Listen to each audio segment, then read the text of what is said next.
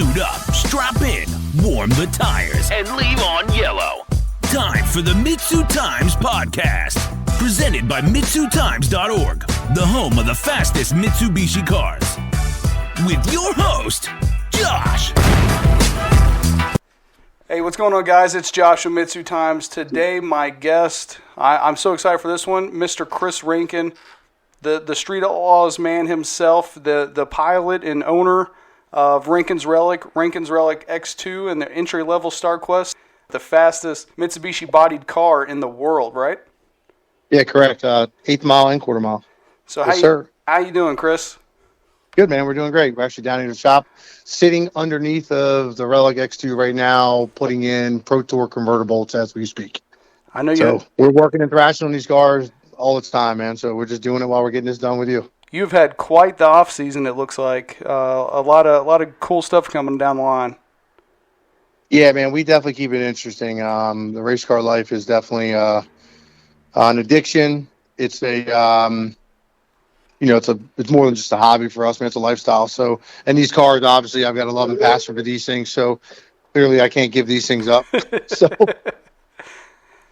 the new Rankin Relic X2, I want to talk about that because I just caught a glimpse of it in a Dragzine ad that you post on Instagram. So, I want to talk about the setup on the new car. Yeah, sounds good, man. What you want to know? Tell me about the engine, trans, the big tires that you got on it. What all is making it go? So, obviously, as you know, these cars come IRS. Cool car from the factory IRS. 89 car back in the day would have been the car to have if you were trying to put power down because it had bigger axles, a little bit bigger rear. They could handle the power, right? Well, after breaking so many rears back in the day from the 87 to the 89 when I had my original Starion that's sitting here being powered by a 4G54, we were breaking rears. We put a 9-inch in them. So after doing that, obviously we learned 9 inches is the way to go. Well, this car, we went, really overboard with the rear, I guess you could say. So we went with a full built modular Mark Williams full floater, which is narrowed to 16-inch centers on the 4-link bars, so you can put the biggest tire we can get. Wow. And available to us by Hoosier, Goodyear, or Mickey Thompson, which is a 36-17, and it's actually on an 18-inch wide wheel right now.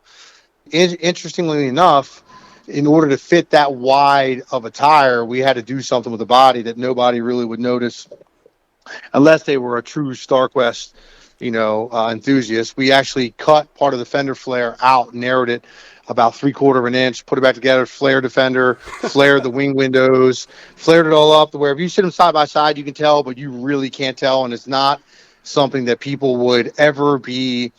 Any lover of a Conquest Stallion would not be hateful about at all. You can't even tell. Like, it's that awesome of a job. And HFR Fabrication with Henry Freifogel, him and the guy Steve, they pretty much took on that project while they were out there because they knew I wanted to put a 36-inch tall tire on this car. So, having said that, we did that for the No Prep King series because we figured we need the biggest tire and the most rubber to put down. We put it behind a 41X motor only because my tuner was familiar with it. It was his old motor. It was tangibly accessible by me within my reason of cost, and he had a lot of familiarity with it, and he'd already been 370s in the 8th mile on a 2,950-pound radial tire car, so I knew that I would be able to at least duplicate a 370, maybe in 360 with it with a lighter car, obviously. So we put that in the car. We put it behind the motor. We put two twin 98 originally comp turbos, and we dropped them back to 88s to get the weight break on the class because the rules came out. Yeah. And we did a lot of rule modifications. We actually went back down to a 34.5 back tire because we had no choice to be able to meet the rules of there's no 36 allowed in MPK this year. So we put the 98s on. We actually started with 94s comps, and then I decided I'm gonna go 98s. Then here I am, comp maybe it's at 88. So I'm back to these. So it's powered behind a Wayne Rogers Turbo 400 lockup. It's got a Pro Tour converter in it, EV1 lockup converter from Joe and Tom up there at Pro Tour. They sponsor us and work with us. And it's got, every bell and whistle when it comes to tranny, converter combination you can go with. It's got dual internal and external dump valves, 3-speed close ratio, big shaft, inch and quarter input, all billet drums. Like it's, the transmission's alone about $20,000. Wow. So no spared expense on this deal. Yeah, it's a lot of money, man. But in order for you to go fast and put a lot of power down and consistently and consecutively, you got to spend that kind of money up front. Otherwise, you'll just blow through, hard parts quickly. The car honestly was built just for MPK because honestly the Relic was just, antiquated to be able to be capable of handling that kind of power. And I never could believe in tearing down a good working car to just build another car. Yeah. It would have been stupid for me to do that, right? So I figured the Relic works really well, and we can go into details on what that thing is and what that car has in it as well. But this is another level. This car should go 360s. It weighs 2,600 pounds, 2,650 with me in it, with no ballast, which sounds heavy, right? Because these cars are, 96-inch wheelbase from the factory, but it's really not. Being it's got a billet big block, right? Big turbos, a lot of components in it. Turbo cars sometimes can't ever be that light. So we're going to have to weigh in at 28, 25 at race weight for the show for MPK. So, we're going to try and chase that some. Hopefully production allows us to be a better part than I can ever imagine, and we can do really well and go really far. This year, obviously, will be a new deal with us, so it's going to be, it's going to be some guessing and some figuring out because everybody else is going to have a handle on tune-ups and their handle on their setups and their program. Right. Well, this is an entire new program for me. So that's the gist of the car. Car is all steel quarter. By the way, steel roof. Wow. Glass bumper, glass hatch, all Lexan, full glass front end, the new carbon, glass doors, original fog lights, 25-2 chromoly chassis with some titanium here and there and all the other bells and whistles. But it's and it's on methanol. So it's the first time for us ever racing on methanol too. We know nothing about that. So we're pump gas, basically. When I say pump gas, we run E85 and ethanol in our cars, and VP fuel E85. So it's obtainable. And I have sheets. 5 minutes from my house, I can go get it and pump it in my cars and drive them. Yeah. So this is going to be a new experience for me here on this platform also. Wow. But we have molds, by the way, too, man. For these guys that are out there, that are Starquest enthusiasts, we have 2 different hood molds. We have 2 different complete front clip molds available. We have door molds available, so doors are available. We have hatch covers, rear bumpers. We don't have front bumpers or lower valances, only because I've never really had the need to go off a mold, but I definitely could. I just haven't done it. So we have those available for people that want them. I've sold probably half a dozen or so over the last 2 years. Heck yeah. There you go. Bill Walls and Jared Early and all those guys out there racing the Conquest, you need to hit up Chris. Yeah, anybody that wants these parts that want to lighten their cars up. I don't do carbon only because I got some local fiberglass guys, man, that build my molds and build my parts, and they're awesome guys. It's Hanover Plastics Products out of Hanover, Pennsylvania. And they just do me really well. They're very fair. And honestly, to save 10 or 20 pounds here and there, I feel like the juice maybe really ain't worth the squeeze for the cost between carbon and glass, And those front ends look so good that I was looking at some close-up pictures of the X2 where they did the factory fog light kind of look in front. That was just so cool to see that. Yeah, so Henry is very resourceful, and he is absolutely, Henry being the owner of HFR Fabrication in Manchester, Maryland. They are the elite above the elite in the Northeast and the Mid-Atlantic. They do what the Larry Jeffers and the Bickles do, Jerry Bickles of the country, down south and different parts. They are the elite in this chassis world, and they have a lot of resource to them. And they're like artists. Everything inside the car and on the car is done with an art tied to it. Like, it's really impressive. They don't. And honestly, when something is done by another contractor or another service, another performance guy or another service is being done, whether it be wiring or paint, these guys are looking at me to make sure that I'm not getting a half-ass job there. They want everything being done on that project that's their build done right, so then when that build's complete, they can look at it and be pleased and say, hey, that was our build, we were glad to be part of it. Right. Man, that's killer. yeah, it's definitely. I was definitely fortunate and very lucky to have Henry have the interest in wanting to build a car. He's got select customers that he works for, and I think he's very detailed, and he can pick and choose his work. So, I think I was very lucky that he was willing to take on my project, and I'm very fortunate and very glad. Absolutely. It turned out better than perfect. Well, you know what? I don't think the car is very photogenic. The color, actually, the car was painted by Empty Pockets Auto Collision and Auto Body out of York, Pennsylvania. Awesome guys, Mike Kenmore and Troy Yarmack, and Mikey Kenmore. They all took care of painting it, and the car color I chose was called Cement Gray. If you guys and people that don't really know me, I own a tree and crane service. I own a concrete company and a roll-off service. So concrete's a big part of my business. And the Cement Gray resembled like the colors that I like, which is like the Nardo Gray and the other colors that I've seen on the Kias and all the new late model stuff. And it suited me well, but I feel like the car color doesn't photo well. It just looks like primer, but when you see it in person, it's freaking amazing. Is that the same color as the OG Relic? No, so the OG Relic is the original Chrysler color, PS4. Oh, okay. Yeah, that's a PS4 is a color on the Chrysler and the Conquest. And then entry level, I did a Mitsubishi gray. It was actually original OG Mitsubishi color. Huh. Yep. So, Chris, speaking of the other cars, I want to talk about the differences between entry level, the OG Relic, and now the Relic X2. Okay. So, really no easy, short, and sweet way of telling you this, but I'll try and do the best I can. Don't want to bore people here, but let's just start with the Relic, since that's really the one with the car that kind of popped me back into motion with standalone EFI and turbo life again. So back in 2014, I bought the car unfinished, back behind a barn, sitting on a trailer. Guy came up to me at a racetrack. I was actually racing entry level, which we called Juice at the time.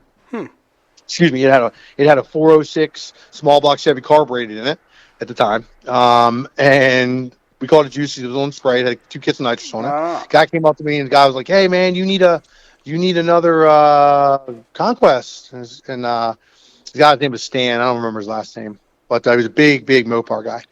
I'm like, man, I need another Conquest. Like, I need a hole in the head, man. Nah. And then I'm like, well, where's it at? He's like, man, all it needs is plumbed and wired, man. Come take a look at it. I come take a look at this thing the next 2 days later. My son's got a really bad crash. I really didn't know if it was going to be possible for me to go look at it. He was in a motocross accident. And I picked him up. We put him in a wheelchair. We took him out there. We looked at this thing, and it was a pile of work. Just like, oh, my God, this thing needs a lot more than just plumbed and wired. I'm like, my God, man. So when I seen it, though, it was next level to me. For tube chassis, I had never personally ever laid my eyes on a tube chassis Conquest or Starion that was actually obtainable. So back in the day, Antonio Torres and those guys, when I used to race some of that track IDRC stuff with the Starion back when it was a 4G54, I had seen their cars, and they had one they used to run around with, and it was a tube chassis. And of course, back then I was 16 and a broke ass, and I was envious of what they had. So when I seen this car sitting there, I'm like, regardless if it needed a shit ton of work or not, I'm like, I got to have it. So I bought it, paid $4,500 for it, brought it home. It was in December, middle of December, and I ended up having it done and ready, complete at the level that I was doing at that time, which was like 5.0, and I went like 840s. And that was back in 2015. That was in May, so we got it ready and done by May, buying the car in December, painted everything, and I went with a small block LS deal because everybody that around me was going really fast with turbo LS stuff, and they were yelling at me for when I put the 406 small block in, like telling me what the hell was I thinking when I put that in entry level, or at that time, the Juice. So I went twin turbo, put some generic Borg Warner turbos on it, some 67 millimeter turbos, and put a bone stock LS motor in it, and blew that, made it like 1400 on a dyno, and blew it up within 60 foot at the track, because it was it just couldn't handle the load, man. But it was amazing the kind of power it made on a dyno.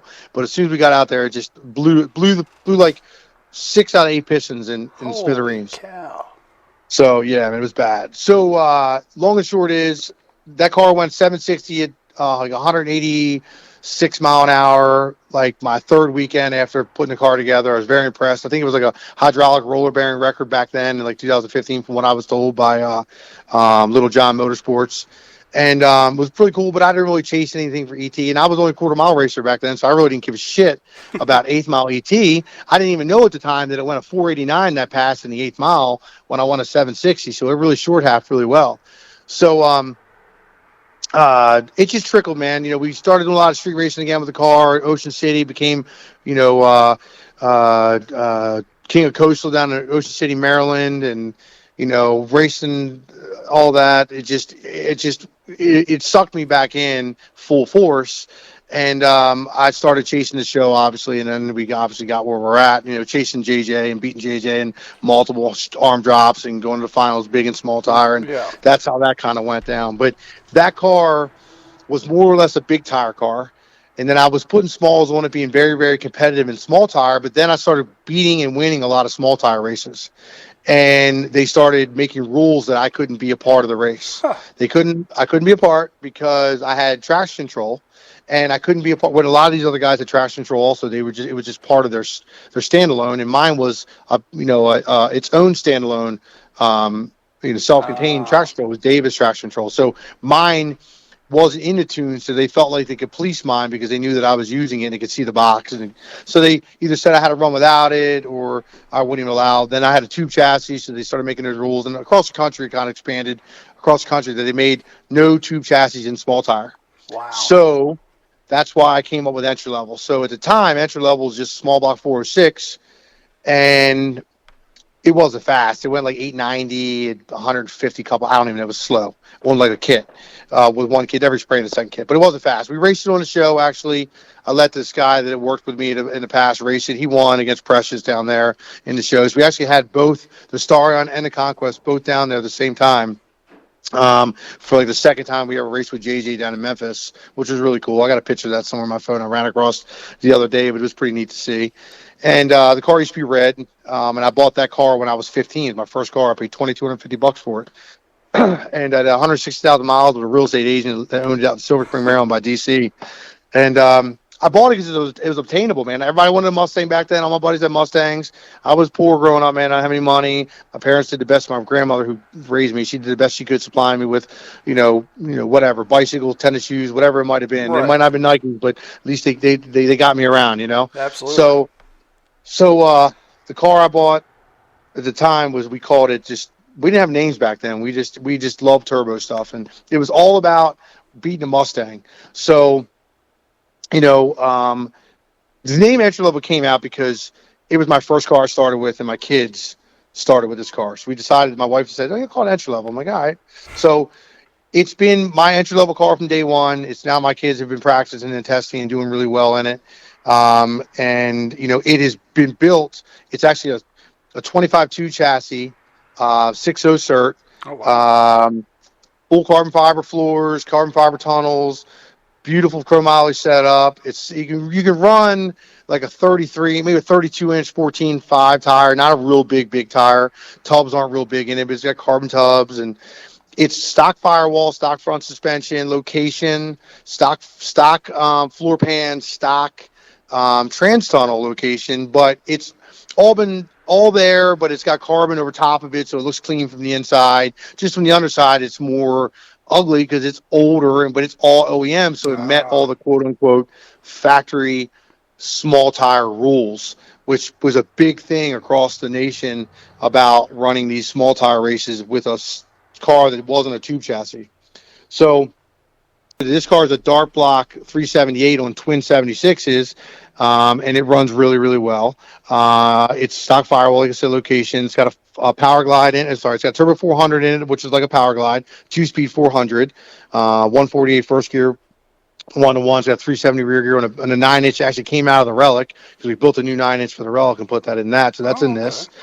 Yeah, this car makes about 2,000 horsepower, and it's been 459 at like 164 mile an hour, I think 162. I'd have to look at the slip find one, but it's somewhere around that area. It's never been 6s yet, but it's been, I think, 17s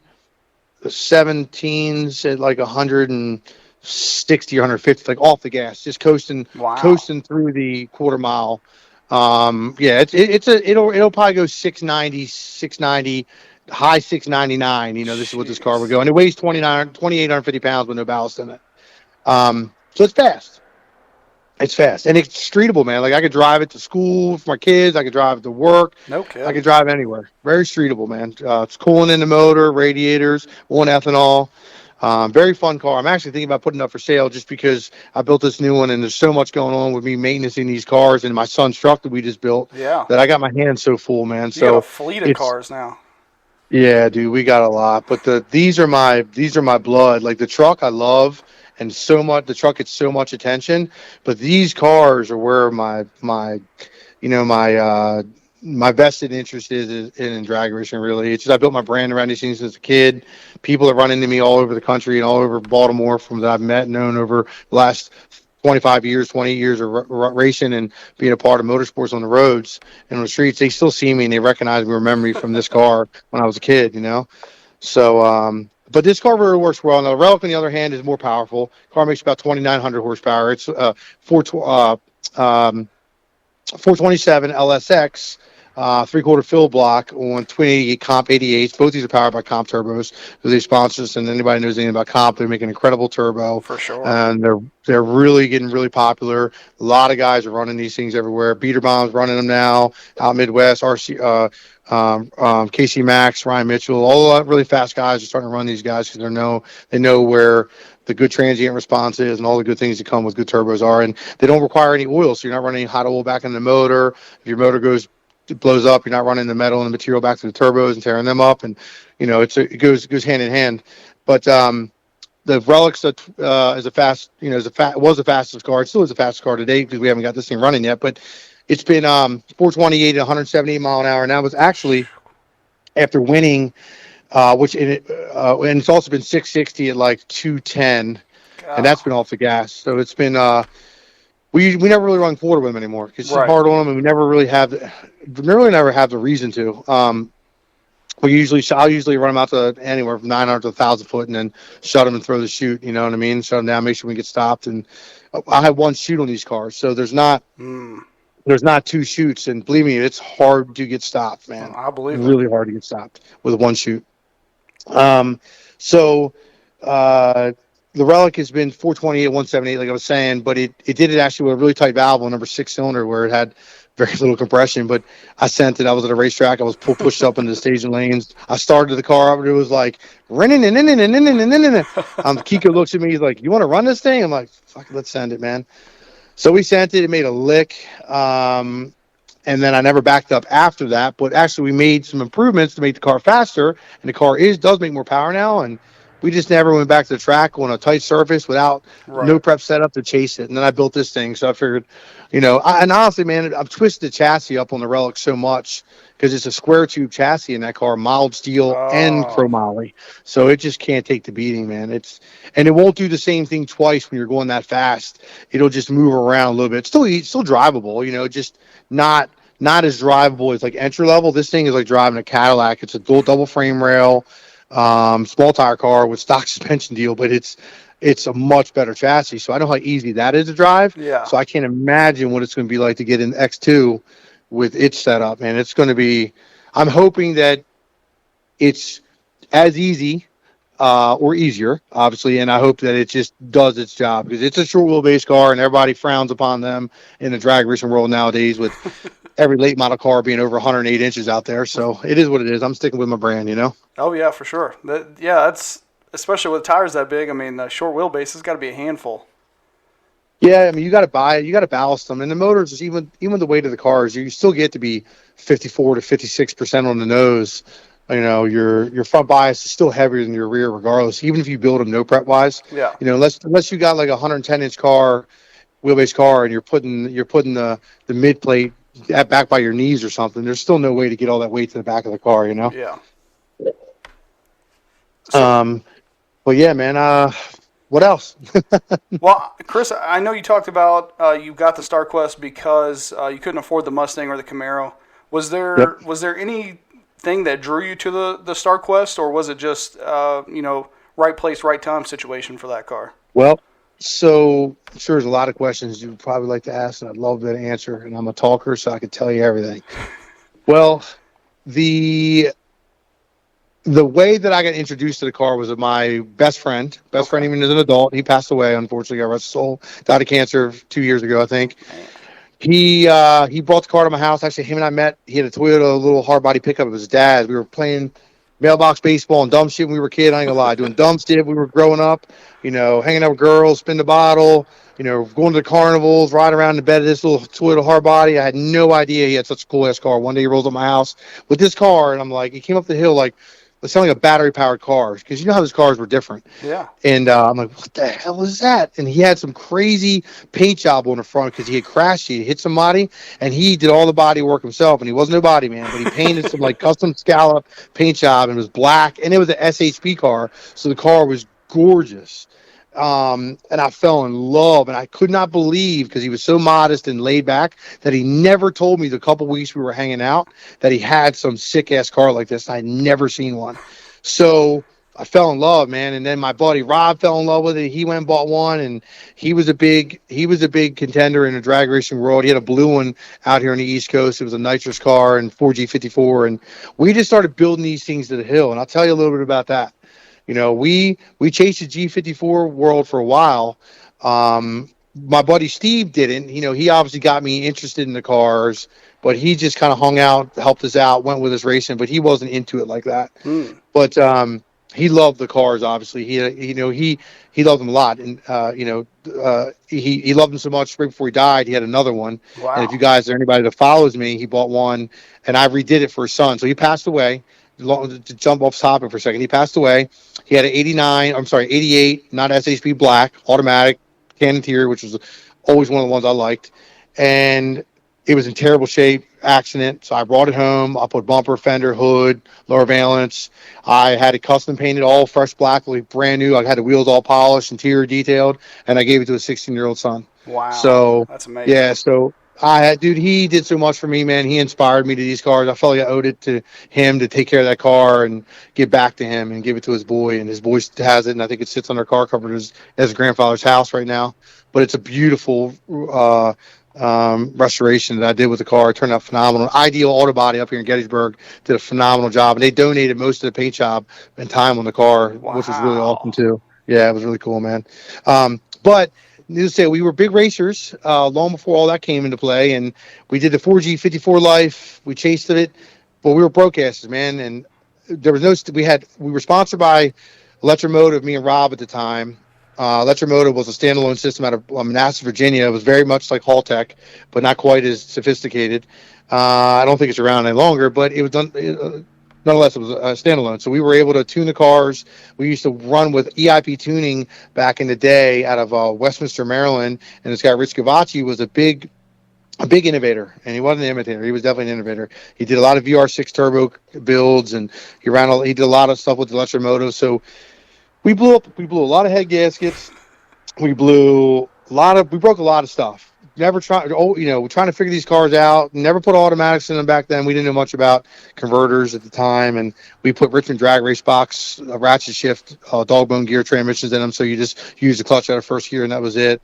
And we chased some of the IDRC stuff up and down the Mid Atlantic, going into the import versus domestic stuff at MIR before it became what it is with Jason Miller. Actually, EIP tuning started that, so we did that. And we go up to Atco Raceway and meet like Torres and those guys when they would have those import races up there. And those guys were going like 790s back in like 95, 96 in those cars with those 2 6-liters. And it was amazing. And they were the innovators of a lot of things. And they told us a lot of stuff that we could do. We imitated at some point some of those things. But, man, it was just too much. And then I just shit canned the whole 4-cylinder world and the standalone, and I decided, man, you know what? If I want to race and I want to have power, there's gonna be no replacement for displacement. I'm gonna go to a V8. I'll just go carbureted and distributors, no easier than that. And if I want to go faster, I'll throw a kit on it, and that's what I ended up doing.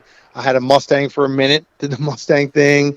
One of my most favorite fun street cars. I would drive to street races everywhere. Won a lot of street races. There's some videos actually on the YouTube with lethal shutter for me getting busted with the cops street racing down in Frederick, Maryland back in like 2012, 2010.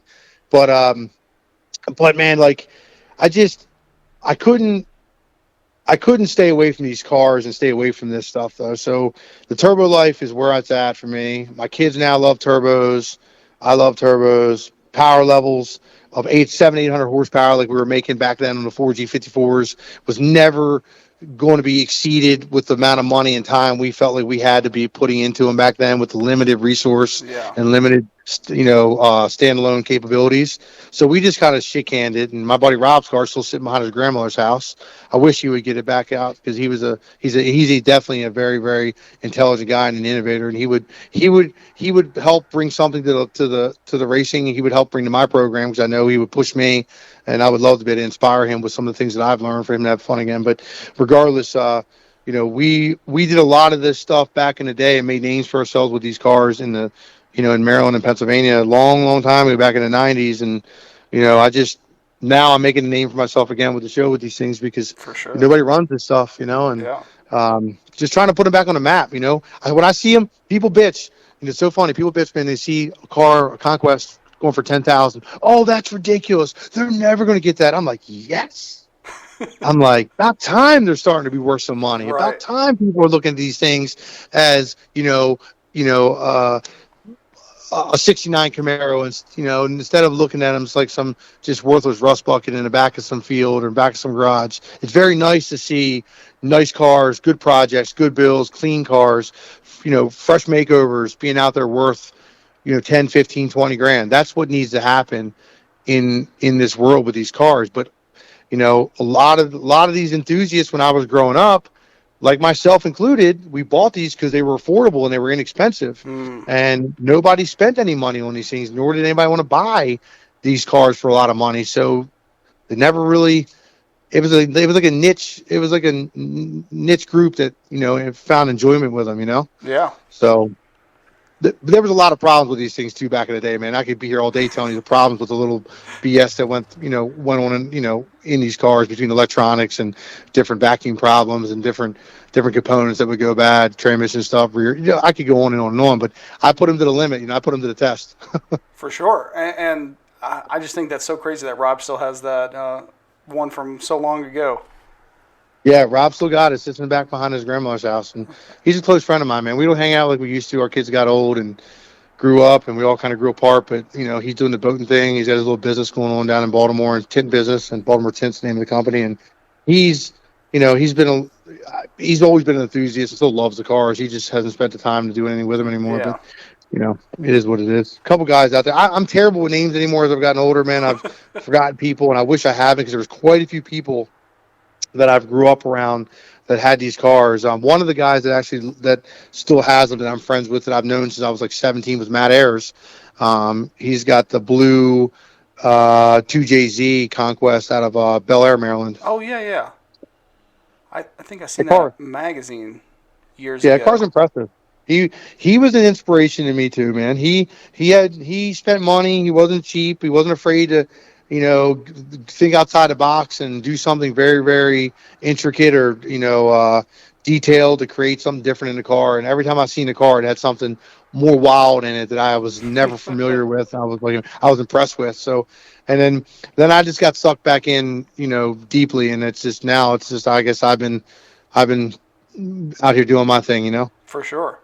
So when you picked up entry level, did you have any original quarter or eighth mile goals, or you just wanted to get out there and beat up on the Mustangs like you were saying? So back in the day, all we wanted to do was go 9-second quarter mile. Okay. 9 second. All we wanted to do was go nines. You know what? I never went nines. I went 10-0 flat at 154 mile an hour in that car. Could not get the car to 60 foot. I think the best 60 foot that thing would ever done. It might have been like 1.9 or 2.1. It was terrible. And it was like on a 31, I don't know, 31.15. I did have a time slip that was a 9-second time slip once, but the clock was wrong. It's not, at least I was told it once, so I don't want to own it. I didn't back it up, and I don't believe it was right. So, the best I've ever been in a track that I knew everything was accurate was 10-0 at 154 mile an hour. And I went a 10-0 at 136 mile an hour on motor, I went a 10 at 154 mile an hour with nitrous, and for some reason, the car it went actually a 10.03 at 154. I went a 10 flat at 136 back in the day with a 4G54 with a single 76 millimeter Turbonetics turbo with an air-to-air intercooler, and that was on Q16 back then. But it was tough. Like, you didn't have boost controllers. You know, we had zero advance. We would whack the throttle to 7,000 RPM. We had a zero advance set up on the backside of our clutch where we push the clutch in and would allow the GPO table to go to zero advance, and then we could build boost basically with no load on the car. And then we would leave, but it was just so many problems. Flywheel bolts would come loose, clutches would break, rears would, you name it, dude. It was bad. And then we didn't know anything about suspension. We didn't know anything about 4-link back then. My car was a 4-link car. To tell you the truth, the best time I ever had with the car, when I was trying to go nines with it, when it was stock IRS, on a SHP.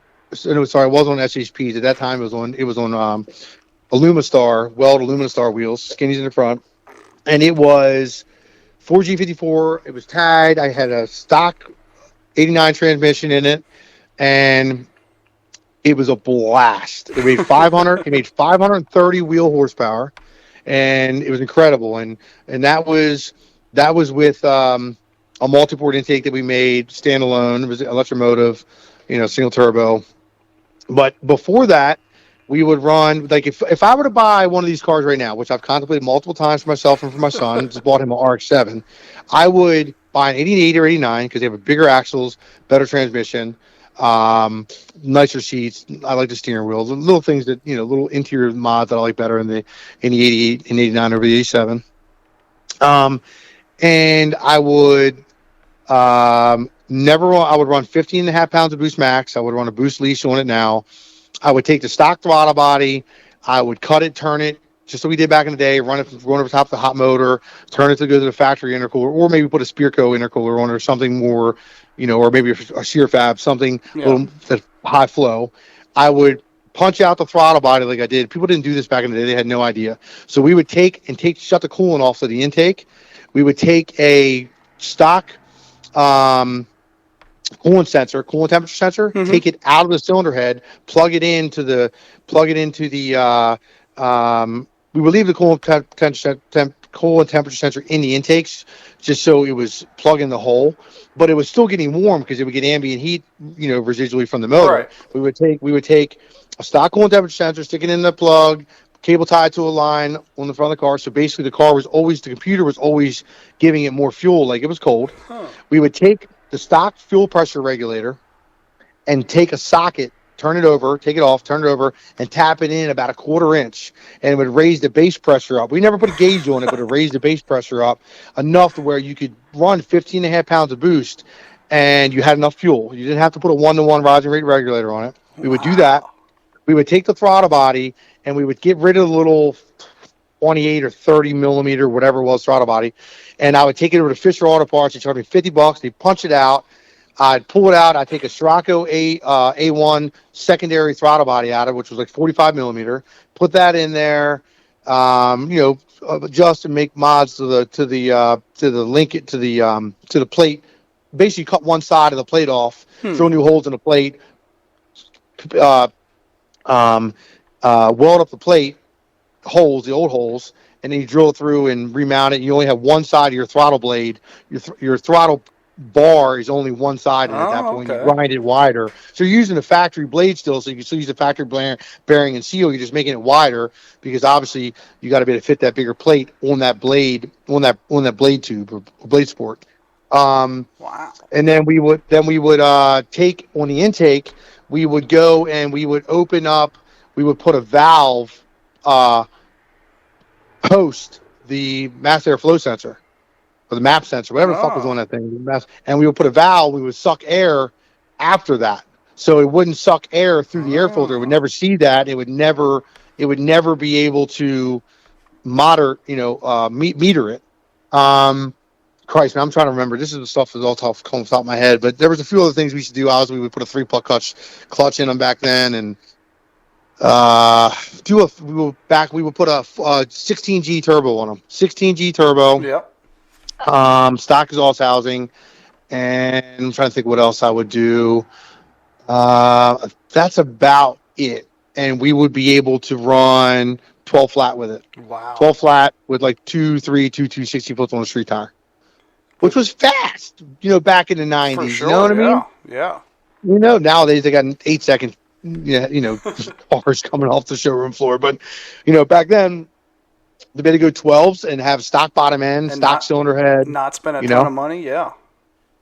It was very easy, just being innovative, and Rob was a big innovator of a lot of that stuff. He would help figure it out, there was guys running like, inline injection, like, cold side plumbing injection back in the day. And, but they were running fuel. It was just extra fuel. But, back in the day, we would have thought more about running methanol. It would have been great. When I had a diesel, people used to laugh at me because I would spray 100% methanol in my car, my diesel truck. I run 2 stages of nitrous and methanol. Like, you're spraying 100% methanol? Why aren't you just using windshield washer fluid to cool it down? I'm like, why not use the methanol? Methanol is like nitrous. It cools everything down. Yeah. And I'd make 100 more horsepower than everybody else. So I wish back then we had enough sense and there was abilities to use that, because if we could use methanol injection back in the day to keep down detonation, my God, we would have kept these things together a lot longer. So you think that's what made you move on to the V8s, just because? Yeah, man. Just like I said, no replacement for displacement. Right.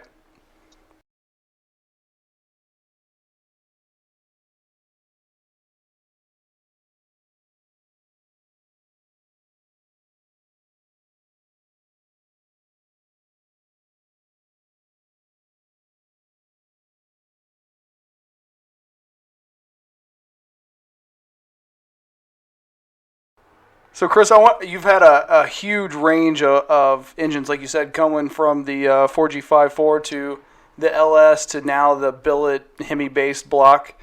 Is there any engine in between that you've really liked? Man, look, I did the LS because I knew that I had to put something in here that was going to last, to put something in here that was going to make power and be resilient to problems and not be a ton of work. Well, I would love to do a Hemi, and it'd be nothing else better to do a Hemi and the Chrysler Conquest, right? Yeah. Well, they've been cool, and I could have, and it had a motor plate in the Relic when I originally bought it to put a Hemi in it. I just this is a new program for me. This is a new range a new stage with this level of car. So I was like, I don't want to burn myself out with beat the shit out of a car and I got to put rods in it or pistons or a crank and 30 runs do rods trying to test this thing to get it out here to be competitive with all these other fast guys I'll be running with. And before I get done even testing that, I already got to put a set of rods in the thing. And then after 60 passes or so, put a crank in it. And I was like, man, I'm not doing that. And my tuner and a bunch of other guys looked at 41X and a lot more resilient to passes and problems, and or you can get more life out of the car racing it without have to do much service work on it. About twice the life. So I'm like, about 100 passes. So I'm like, that's the way I want to go. Yeah, for sure. And the guys were like, with the wedge motor, it's based off the Hemi still design. Like, you can make as much power. You're not running the same kind of RPM. Obviously, you can't make the same kind of power on a 41X with a blower combination as you can with a Hemi, because a 41X you might only run $9,000 maybe, where a Hemi you're going to run to 10, 5, 11 if you want to. Which obviously how superchargers work that are centrifugal, they make power off RPM. So, they're going to make more power, more RPM. You make the more boost, the more power they're going to make. So that, of course, the 41 would make more power with a blower setup, but I wanted to stay turbo, so I felt like just rigidity and service time would push me to do this. So, do I think any other combination is there another combination I ever want to venture to? It would be a Hemi if I did, if I have problems or if I can't ET this thing like I need to. But who knows? This might not want to keep the front end down the way it is now, and I might not have, it might not need any more power ever. So to answer your question, the Hemi would be the only other motor that I would ever do, and there has been no other motor combination that I would ever have wanted to done in the past that I haven't already tried. Okay. It's funny that you talk about the rebuilding between every round, because I don't know if it was necessarily the Hemi or the maybe just running quarter mile for a change. I was watching John Odom at World Cup Finals last year, and it seemed like it was almost like a Top Fuel campaign where between every run it looked like they were rebuilding the entire engine. So I could see what you're saying by wanting to avoid something like that and take a lot of stress off your crew and off you and everything else. Yeah, you're right. But you know what? Apparently, it's very, very easy. I was talking with Johnny Quick last night, and he was telling me how just easy it is to pull a motor in the dirt, pull your rods and pistons.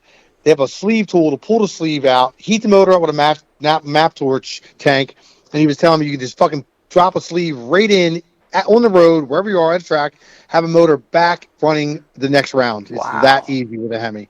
So I did not know that, but obviously it's easy because Odom, for example, Chris and Dan Nussbaum are his crew, and Dan's his crew chief. They're friends of mine. I've known them. They grew up in Baltimore, and they're my buddies. And they didn't know a shit about that level of drag racing or Hemis, but clearly they're killing it. Yeah, now they're doing a great job, and they've learned. So obviously, it's a very easily taught and easily, learned because they're doing it now, and it isn't like they came from elite pro stock background or NHRA or PDRA background where they had that, that kind of lifestyle behind them. So I hope I didn't go the wrong direction for that reason, and I hope that if I got to find parts, they're going to be obtainable versus chasing them. But if it ends up being a problem, I'll just make the change. Yeah. So, Chris, I wanted to kind of jump back and talk about, you said you made the jump from entry level to the OG Relic because the chassis, and then you kind of jumped back, I guess, back and forth between them. So what was it that made you jump from Rankin Relic X2? Because I know me and maybe some people listening, they thought that was the accident late last year, but then we seen the OG Relic at PRI, perfect, pristine condition. So obviously that's not it. So the only reason I built it is because I wanted to go chase MPK this year in the No Prep Kings series. And in order for me to go 3 second fast, I needed a new chassis. I needed a car that was able to go that kind of quick and be serviceable and have the right parts and not fall apart. And, that's why I was saying I went to the local shop. Luckily, I was able to get in HFR Fabrication for them to build me this caliber car because they're the only shop locally that builds this kind of caliber car. So the Relic is... I love that car. My family loves it. They would never want to see me get rid of it. They would hate for me to get rid of entry level. I've just considered possibly aborting something just because I'm gotten spread thin, and it's a lot of service, a lot of work, and I'm a business owner. My kids are into sports. They're into motocross. They were out here burning. I got a motocross track at the house, and they were out here burning laps this afternoon before I got on the horn with you, and I got a bit of spread myself everywhere. So, did I need another car like X2? No. Did I want it? Yeah. Was I able to obtain it and make it happen? Yes. That's why I did. Yeah. And I've always wanted to have the next level race car and never have had the opportunity. My son's truck that they built was built by Piranha Fabrication. He did a great job of that. That truck is now, until this car, was the best built vehicle we have. It was a full tube chassis truck, and it's a clone of the Relic. It's got the same power management, same motor, same trans, same rear, same turbo. I cloned the Relic in that truck. So we could share data, which we haven't done all last season because I basically he raced the truck and I raced entry level. So, and before that, he was racing entry level, and I pretty much left the Relic on big tire. So I wanted my car that league. So I knew that I wanted something even a step further, and in order to do that, I had to have HFR build me this. So that's why I got this thing now. And I just, just like I said, I want that next level car, and I want to be able to go as fast as everybody else does at this level of racing that we've been doing. And in order to do that, I needed a new hot rod. So I'm not getting rid of the Relic ever, though. Like that's my baby. I've got where I'm at I've got where I'm at from entry level, and this car being the car that's kind of made my stepping stone into this lifestyle with this car, but the Relic is where I took it to the next level Yeah. with that car, and the car is a beautiful car, and Ideal Auto Body actually painted that car after I crashed it, and they did a great job. And that was the first time I ever put something into the wall or crashed it racing ever in my drag racing career. So that was something different for me. And I just overdrove the car. I could have avoided crashing it, but the guy that I raced, he threw the chutes, and I ended up in his lane. So it was either I gave him a conquest enema, or I had fucking turned the wheel. I was already turned, so I was sliding sideways in his lane, crossed up with counter to the left. And when he threw, and I was already about to straighten back out, and he threw the chute, and my wheel was turned to the lock to the left, crossed up, and I would have probably swung back and forth, worked my way out of it. I've been in worse spots, but he threw the chute, dude. When I slammed on the brake, it just immediately made the brake shove me left. And at that point, when I tried to turn back right, it was like I couldn't gather the wheel up fast enough and just put me right into the wall. Kind of grazed off of it, but it was enough to just do enough damage, and destroy the car. So, but it happened. But you know what? I got invited to PRR by Comp. I would have never painted the car. The car had been painted in 2015, and it had its little bumps and bruises, little nicks and little this and that, little dings, but it was still like good from far from good. It would have still looked good at PRI, but it would never looked as good as it did this year without a new paint job. So, and when that happened, I actually upgraded the Relic. I did a double frame rail from the backbone to the mid plate. Piranha Fabrications did that. While Henry was doing actually this new build, he couldn't take on a project like that. So Piranha slipped it in, and they threw a double frame rail in it. So they stiffened the car up. They put all the breather tanks in the back, and got everything from out front of the car into the back. So if anything were to spray loose, which could obviously happen in any of these cars, it would be in the rear of the car and not the front. Entry level was done that way, but the Relic was never done that way from when I first built it. So it still had drain tanks on the front of the car, which could overfill and let loose on the track and go under my tires. So we ended up doing all those upgrades and moving all of them, and obviously painted the car, put Lexian back window in it, which you never had, and so we have also wing windows for the side. So the cars now no longer have glass on the wing windows. They're actually, and they're no longer the factory foam spoilers. They're all glass spoilers. We mold them in with panel bond and defenders. Oh wow! And then the back windows are actually fiberglass. So we just paint them like tinted window, and you don't even know. That's pretty cool. Yeah. So when you guys like the new car, Henry actually at HFR built these plugs and made the plugs for the factory car, and then he made with the factory fender width and window, and then he made the new ones that are for the Relic that are expanded for a wider one. So if you want to put a really big tub and big tire, he made an expanded one. So I have molds and plugs for those too to make those. Wow. So, you got everything you need to make a whole fleet of Conquest race cars. Yeah, well, I got 3 now, so I think I got enough. I do want to get a picture with all of them together, though, man. And I tell you, I want to race some of the Puerto Rican guys too. So my buddy Kiko that races on the team, Enrique Claudio, he's a really fast Puerto Rican. He knows a lot of the Puerto Ricans. He's friends with all those badass dudes, and they're always talking to him about racing, getting us to go to Puerto Rico or going to Florida. So we're probably going to go to Florida in the next year or so and do something with them to race some of their fast guys, because that one guy I think went 670 or 680 with that one car, the one red or burgundy Conquest. I think it's got a 2J in it.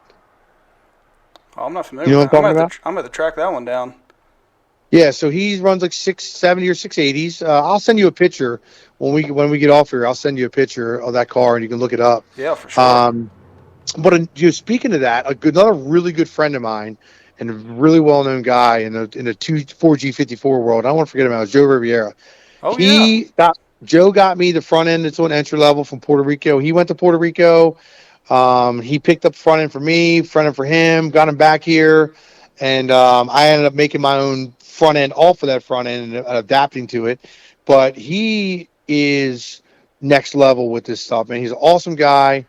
Him and I talk quite often. He's actually got the wing from entry level on his car now, the old wing. I haven't spoken to him in a while. I've been meaning to call him, but I know he's been very fast, like low 5s, maybe even 4s now in that 4G54 in the 8th mile. And he's gotten it really figured out. And he's die hard Diamond Star. You know, he is not changing that. He's not getting rid of that factory platform ever. Heck yeah. You know. Yeah, I got this sweet picture of him doing the wheelie. That's what we used as our Starquest logo for a while. Okay, nice. Nice.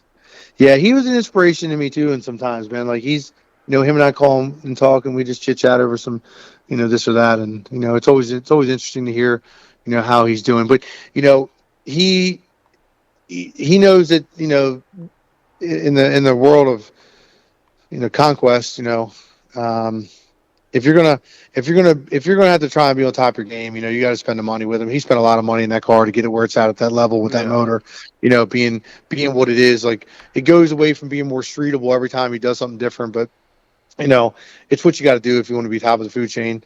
You know, the Relic is I think it'll go 640s, maybe high 630s in a quarter mile. If I were to take it somewhere, I can't run any good classes with it that'd be competitive. Like my son wanted me to take it to World Cup and run. Rated versus modified, or it was yeah, I think that's what it was. Yeah. And I said, dude, I might finish in the top 30. I'm like, I'm not interested in just going being a part of the show. If I can't win the show, I don't want to go. So this year though, we're gonna go World Cup with this new one. Yes. You know, so he's gonna run his truck in the truck class where what's his name, Cletus just ran that wagon car with my buddy with a red rum car, red rum truck. Yeah, Jason and those guys ran down there. Jason Unk from Full Throttle Signs, he ran down there and ran in that class. So I'm going to He wants to run that class with his truck this year, and I'm going to run the big boy class with this new one, and hopefully we can go 570s or 580s with it down there in a quarter. That would be sick. Yeah, that's my plan, dude. I will. That's my plan. I mean, I was already going to be there for sure, but I will definitely be there for sure. Yeah, it's going to be a goal of ours. I just hope we can keep it together through the no prep life and the no prep world the rest of the season to go down there and make it, and hopefully we can. No other scheduling will conflict going there, but that's my plan. I've always wanted to go and race there. I've only been there once to really spectate. You know, I'm not much of a spectator when it comes to the sport. So hopefully we can go there and we can contribute to the enjoyment that goes along with that whole event. Yeah, it's a great time. It sold out for the first time last year, and I think it's going to do it again this year. So Chris, go ahead. Yeah, go ahead, buddy. I'm sorry. No, I was just going to kind of go off what we were saying, and what does the future hold for all three cars? I know you talked about possibly selling entry level. Well, I'm going to run MPK with a new car. If the show has me have it on there somewhere, I would love to go be a part of it somewhere else in the show with that. I will put small tire on this new car too if need be to be competitive, because I now have seen, we just filmed Mega Cash Days back in November. Production actually invited my son out to too, so it was cool, father and son, for him and I to be able to go out there and be competitive on the show together. You guys will have to tune in. That'll be aired here in probably about 6 weeks. Heck yeah. So he raced the truck, and I actually raced entry level out there because I crashed the Relic. It was in the shop being prepared for PRI, because as soon as we got back to California, I literally busted ass for 4 days and got the Relic ready for PRI and went shot right back out to PRI like 4 days later. So it was we were out in Cali for a month filming that show. It was a good time. So the Relic, I'm going to continue to run big tire stuff with it, but I think I'm going to put it back on smalls too, because it's a gangster on smalls. It's fast on smalls, but I have to make some other changes. I got to go backwards with some rear shocks. I've got to I've got to do some things that has made it faster on big tire, but I'm going to have to go backwards with them a little bit for small tire, change the gearing back. But I'm willing to do that. I'll leave a little on the table with big tire when I put big tire on it every time, but I just think that I might put that back on small tire. I got invited to an invitational only race Jeff Thomas has it, War of the Woods in Indiana, and it's going to be every gangster small tire guy is going to be there. And I don't know if entry level's going to have enough. It may. I got it set up differently right now that we're getting ready to test. So if it does its job and does what I think it should do, like Caden Structus did, then I will be competitive enough, and I won't have to do that to the Relic. But if it doesn't, then I'm going to put the Relic back on smalls. I'm going to run that, which means it'll probably go on some of the small tire stuff that we do everywhere else. And then entry level might just get retired or sold. I don't know. My kids I'd love to see them drive. My little one, my 12-year-old Colby, he's a beast. He's a little mini me. So he's just outgoing, talks. He's a cool kid, and he's fast. Really, he's the fastest out of all my boys on a motocross bike, and I think he'd be really good in the car. And it'd be nice to be able to hand this down to one of them. My older boy, man, he's got a great girlfriend in motorcycles, and he's big into motorcycles. He just hasn't turned the love to the car racing stuff yet. I did build him a Vega. He didn't really show any interest. We ended up selling it. We ended up buying him a Ducati motorcycle, and he's out on it right now.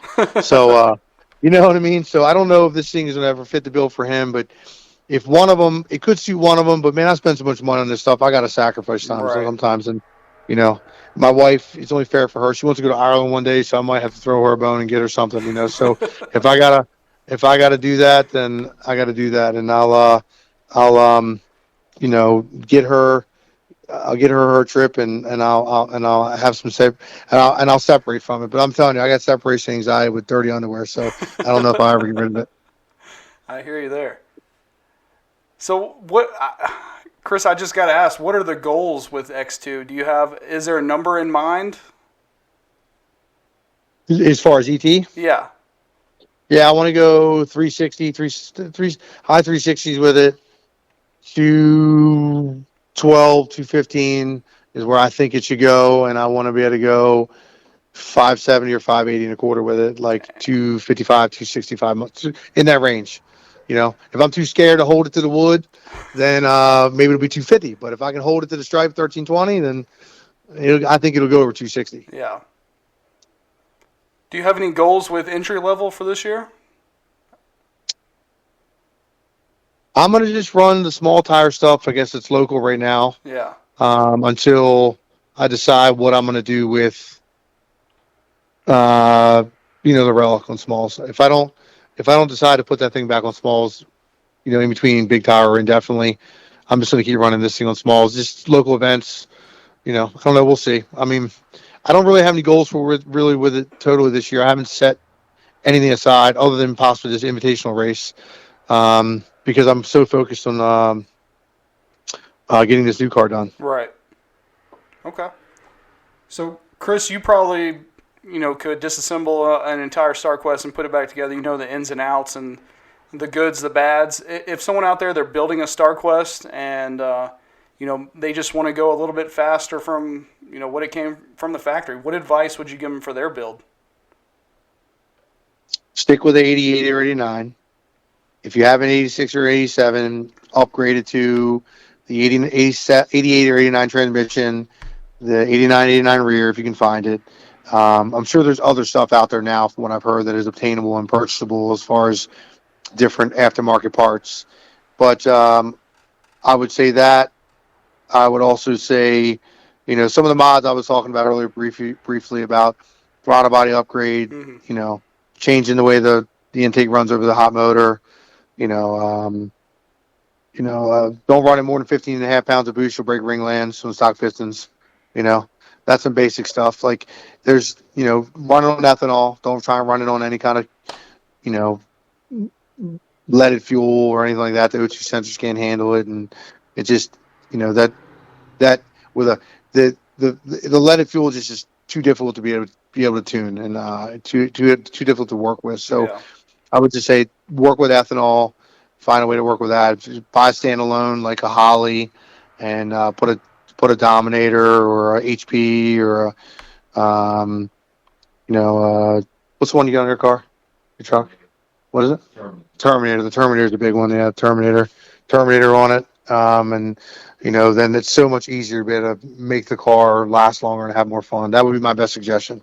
Okay. As far as electronics goes, I don't know. Leave the stock radio in and the steering wheel controls, man. That's one of my favorite things about the car. Heck yeah. Don't put a Momo or whatever they used to do back in the 90s on it. Keep all the steering wheel controls. That's pretty cool that they even had those back then. dude, it was like, it was incredible. I don't think there was any other vehicle that I knew that had one back then. So, Chris, I know you talked about it a lot through the podcast. I just wanted you to give you a chance, so you don't have to kind of talk about the list of events that you plan to attend where people can see you and one of these cars in action this year. World Cup's the plan here for November season for quarter mile. Maple Grove will be running here. Looks like September 29th, I believe, and 30th. Pennsylvania for the MPK. Ohio in June. In Hebron, Ohio, I think it is. June 30th. I'm sorry, June 1st and 2nd. South Mountain Dragway, we got a big event up there April 29th. It's in Pennsylvania in between Gettysburg and Harrisburg. That's going to be a one-day event, big tire and small tire. We're going to have possibly entry level there and the Relic. Last year we were there. Relic made it to the finals of big tire. Entry level, my son made it to the finals of small tire. Dang. Our first time ever racing there. Believe it or not, it's only 20 minutes from my house, but we've never raced there. It's just real dangerous. And then the Indiana race is going to be an invitational only race for racers, but it's going to be open to the public. That's going to be, oh man, I'd have to tell people to check in with Limpy, Chris Collins, Limpy. He's going to be the flag in the race, and BJ the flag man. They have it all up on their sites. I don't know the date of that actually. Other than that, just the MPK series. I'm going to try and follow that as much as I can. So any of the MPK races that they see that are going to be maybe obtainable for us, we're going to be there. Heck yeah, awesome! I can't wait to see what that thing does in the quarter. That's gonna be an exciting time at World Cup. Yeah, it's gonna be a good time. Looking forward to it. So hopefully, I have a backup motor there by then. Yeah, you might need it. Yeah. So, Chris, where can people find your builds and keep track of you on social media and online?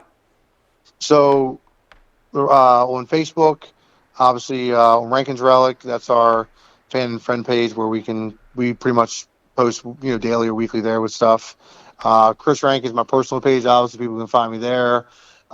Same with Instagram. We are on there as frequent as we can with at Rankin's Relic. Also, it's my name Rankin, plural Rankin's Relic, and then that's pretty much it, man. We don't have a YouTube channel. I've been told by many fans and friends, and I've had some people kind of willing to help out to get it going. I just haven't done it yet, but when we do that, that will be fun because we're going to make it pretty interesting when we start doing that.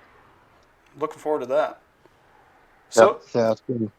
Finally, Chris, I always give people a chance to give a shout out to all those who help them get where they are. Is there anybody that you want to give a shout out to? Sure, man. So, big contributors to all of our racing that we've had previously and now up and coming has been Comp Turbos. They've been a huge sponsor and part of our program. They supply us with the oilless turbos from any size that you need. And they have everything from street car stuff to pro mods. Shear Fabrications has been a big part of our racing with our ethanol cars, with our intercoolers. Rankin Racing, me and my family. Prana Fabrication with the build for entry level, with the Relic upgrades and the Relic work in the past and the new truck. Pack Racing Springs, and we run all their springs in all of our racing cars. Between the big block and the small block. Pack Racing is where it's at. TMK Graphics by TMK. They do all of our graphics and stickers for our cars that we do that are custom.